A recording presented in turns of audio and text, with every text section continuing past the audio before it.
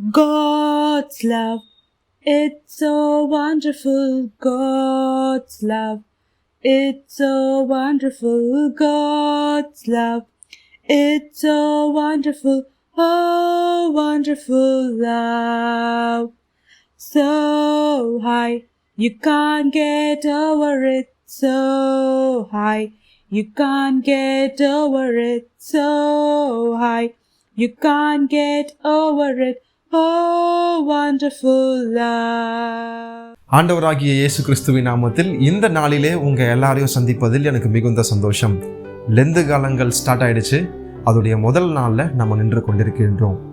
இந்த நாள்ல சிலுவையை குறித்த ஒரு சில காரியங்களை, சிலுவை கிட்ட இருந்து நம்ம கற்றுக்கொள்ள வேண்டிய ஒரு சில காரியங்களை உங்களோடு கூட இந்த 40 நாளும் பகிர்ந்து கொள்ள ஆசையாய் இருக்கின்றேன். முதல் நாளான இன்று அன்பை குறித்து நம்ம என்ன பண்ண போறோம் பார்க்க போகின்றோம்.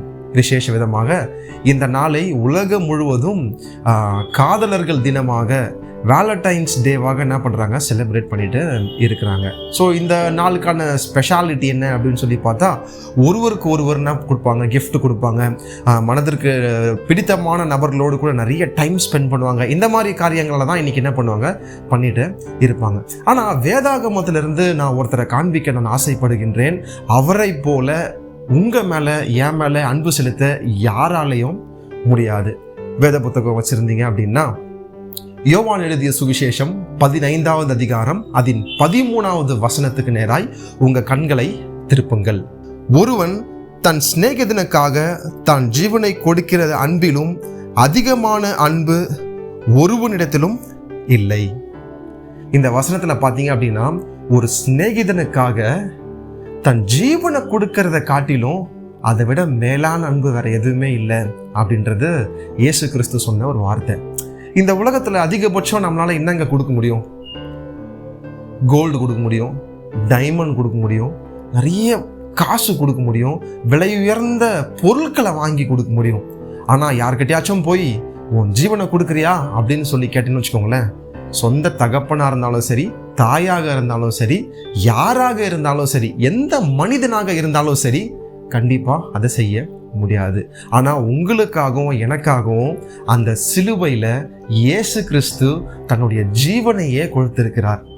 இயேசு கிறிஸ்து இந்த உலகத்துல வந்ததுக்கான நோக்கமே என்ன அப்படின்னா, தான் மரித்து போவதற்காக தான், சாபமாய் மாறுவதற்கு தான், சிலுவையில் அடிக்கப்படுவதற்கு தான் இந்த உலகத்திலேயே என்ன பண்ணாங்க, இயேசு கிறிஸ்து பிறந்தாங்க.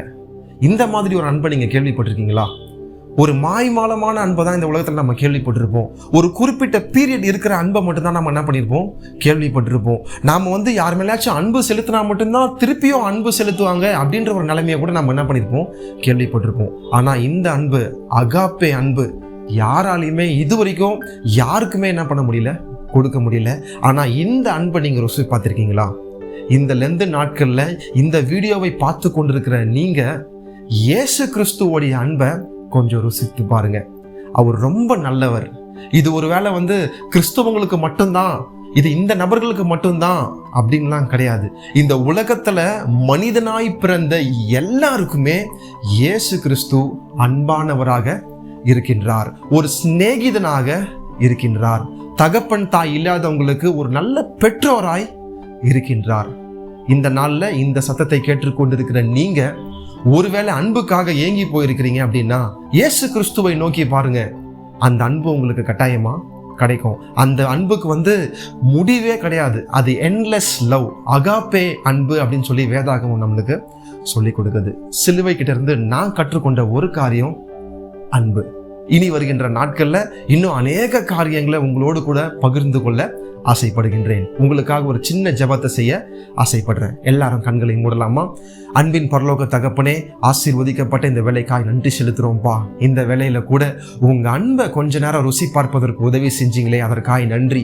சிலுவையில் நீங்க எங்களுக்காக மரித்து உங்க அன்பை நீங்க வெளிப்படுத்தினீங்களே, அதற்காக நன்றி செலுத்துகின்றோம். ஏசப்பா, இனி வருகின்ற நாட்கள்ல உங்களுடைய அன்பை நாங்க அதிகமாய் ருசி பார்க்க எங்களுக்கு உதவி செய்யுங்கப்பா.